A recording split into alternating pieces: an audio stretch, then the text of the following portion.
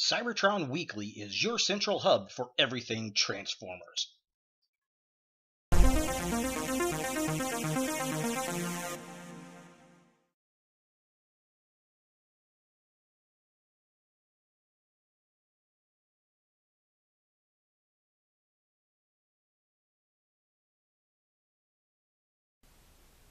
Hello YouTube, Ultra Maximus back with another Transformers review. Today we're taking a look at another Impossible Toys figure, and it's Goldbug. So if you're a Transformers collector and you're into third-party stuff, you know that Impossible Toys has unfortunately gone out of business.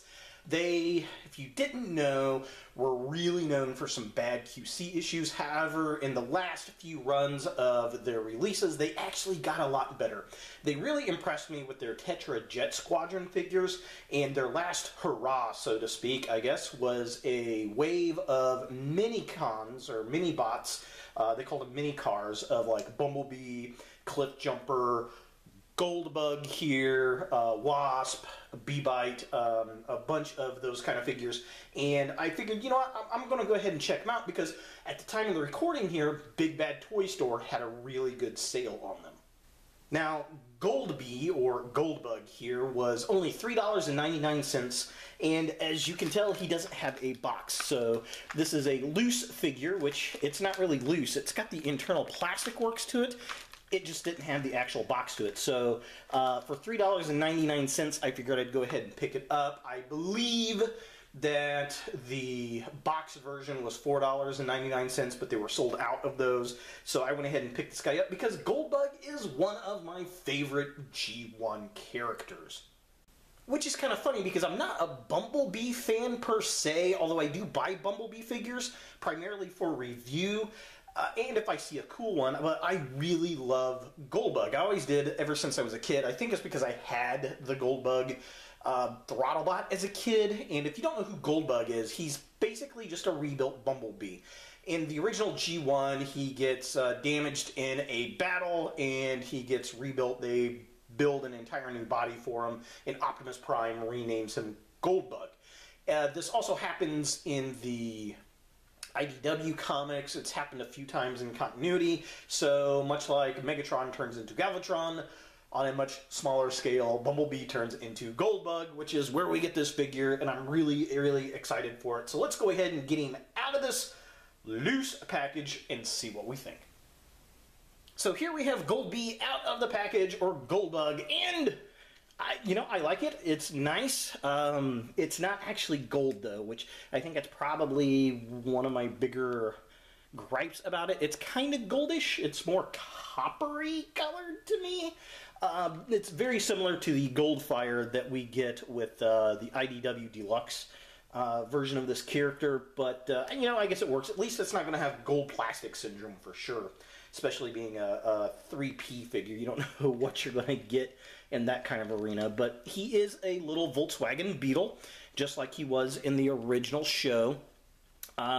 His alt mode really didn't change on the show. It was his head sculpt in his body.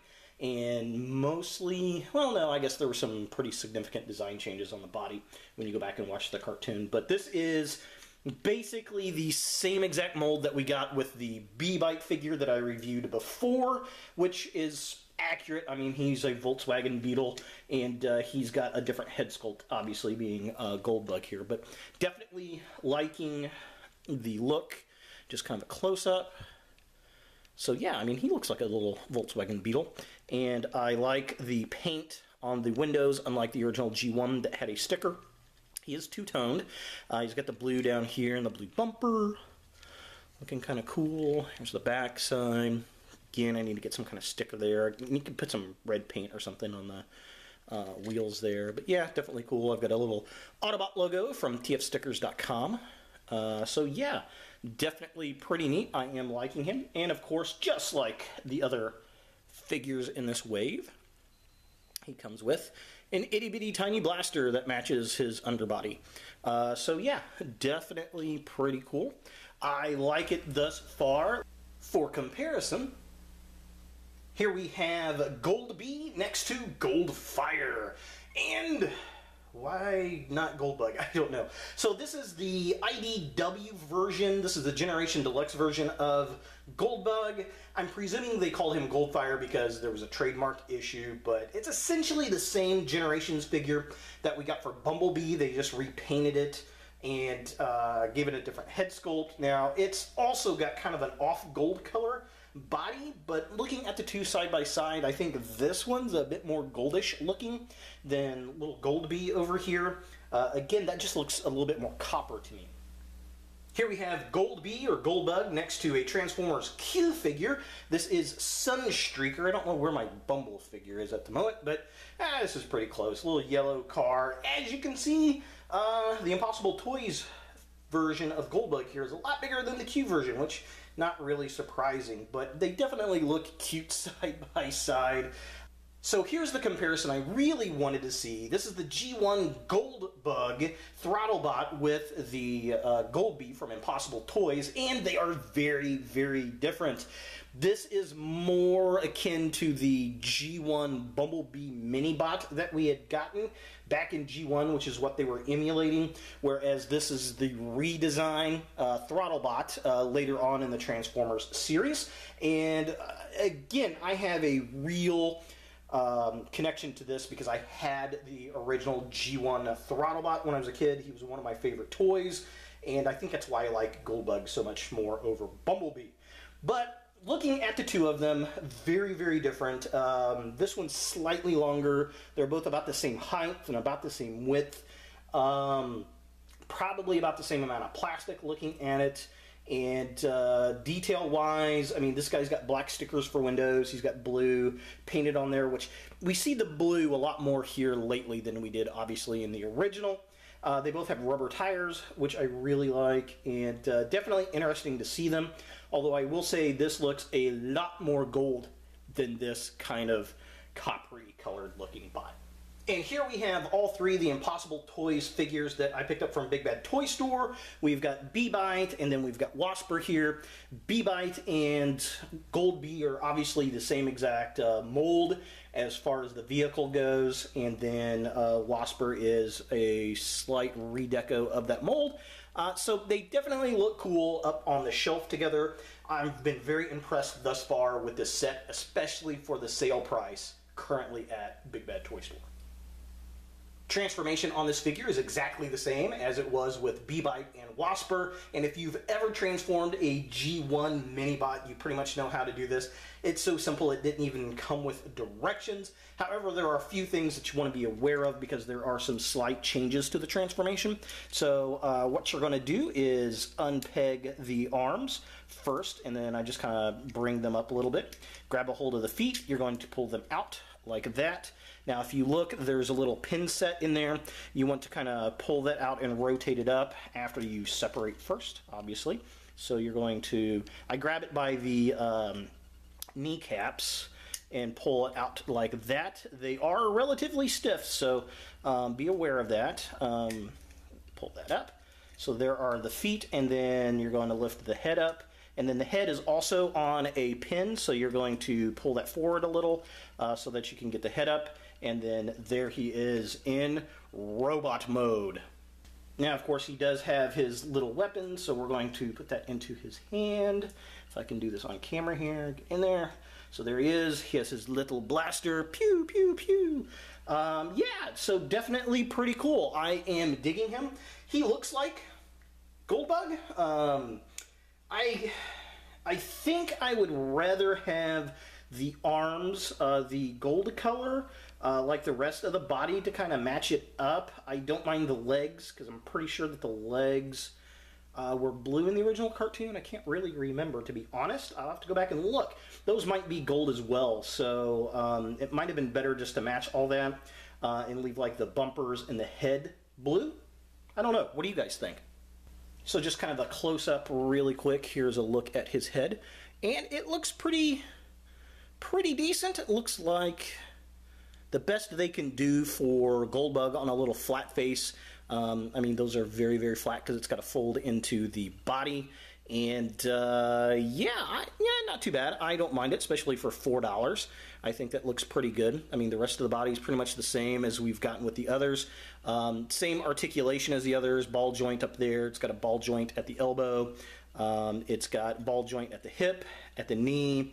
The feet do move, and they do have that ankle rocker pivot that Glenn Webb loves oh so much. Yeah, I mean, it's a decent looking little figure if you can get him on the cheap.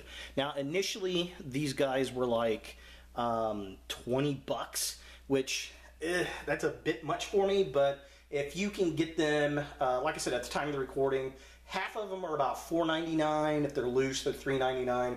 The other half are $9.99, and if they're loose, they're $8.99. It really depends on the popularity of the character. For comparison, here we have Goldbee next to the Chug Goldbug. So what this is actually the United Gold Bumblebee with the Beelzebub upgrade kit, which is a new head, and the blasters to turn him into Goldbug, and they are very different. This is very goldy. It's painted gold, which I really like. It's got a nice metallic sheen, whereas this is kind of that coppery colored plastic. I really would have liked this figure a lot more had they used this kind of paint color, I think, on that. Would have looked a lot cooler.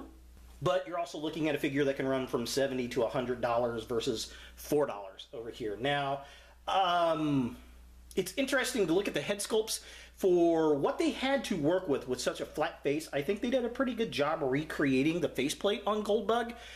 Definitely cool to see these guys together and how different they are, and to have a very G1-esque mini-bot version of Goldbug in the collection. Definitely cool. Here we have Goldbee next to the G2 Masterpiece Bumble, or as I like to call him, the Goldbug. This is, of course, the Masterpiece Bumblebee from Takara that is repainted in a gold format, and I really love this figure, which it pains me to say that about a Bumblebee figure, but they did a really good job with the mold on this. The paint looks good. Again, I like the gold paint. It's metallic, it's sparkly. I'd love to have seen this done in that, but of course that would have raised the cost on it. And yeah, not too terribly bad. Looking at these guys side by side, definitely see the where they get the design from on the original character mold. And here we have Goldbee with the original Goldbug toy, and yeah, very, very, very different. This one, obviously a lot smaller. It kind of cracks me up how much more this one expands out from the vehicle mode than this little guy does. He's definitely a lot more posable than the original Goldbug figure, which I really do appreciate. But again, he's just a little bit too dark of a color, but you know, that's something I can forgive him for. And here we have Goldbee with Bee-Bite and Wasper. Everybody's kind of leaning the other direction in this stance for some reason. But yeah, definitely pretty cool. I like the look of these figures together. I think the contrast really, really nice. The dark kind of gold coppery color. I love the white and purple on Bee-Bite here, and the green on Wasper. Definitely very cool to see the three bots together up on the shelf. So is Goldbee or Goldbug from Impossible Toys a figure that you want in your Transformers collection? If you are a Goldbug fan like myself, you definitely want to pick this up and add it to the collection. If you like G1 styled toys, you're going to like this figure. If you were a fan of Impossible Toys, this is definitely a decent figure to pick up. Again, at the time of this recording, Big Bad Toy Store does have a clearance sale on all the Impossible Toys figures, and this guy is unfortunately sold out in box form, but this loose version is $3.99, which is a hell of a deal. I don't know if I would have paid the $20 for it. I think that's a bit much. $10 is kind of pushing it, unless it's a figure I was really, really looking for.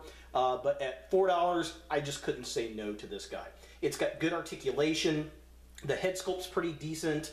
It is, you know, a nice kind of goldish plastic. I think the gold could have been a little bit more gold to me, a little bit brighter, but, you know, it is what it is. And the only other criticism I've got on it really is I think I would have rather had the arms be gold. And I don't know about the legs. I think the legs are okay at being blue, but I think the arms, if they would have put those in the same gold plastic that the body and feet were in, I think it'd look a lot better. As it sits, it for some reason reminds me a little bit of Beachcomber with all that blue. Other than that, I mean, it's a really good figure, and those are very small nitpicks, to be honest. But yeah, definitely worth your time to pick up if you're an old school Minibot fan. So there he is, Goldbee from Impossible Toys. Hey guys, thanks for watching. If you like this video, thumbs it up. If you hate this video, thumbs it down. To watch more Ultra Maximus, click on the links to the right. Don't forget to subscribe and share. And as always, look for more videos in the future.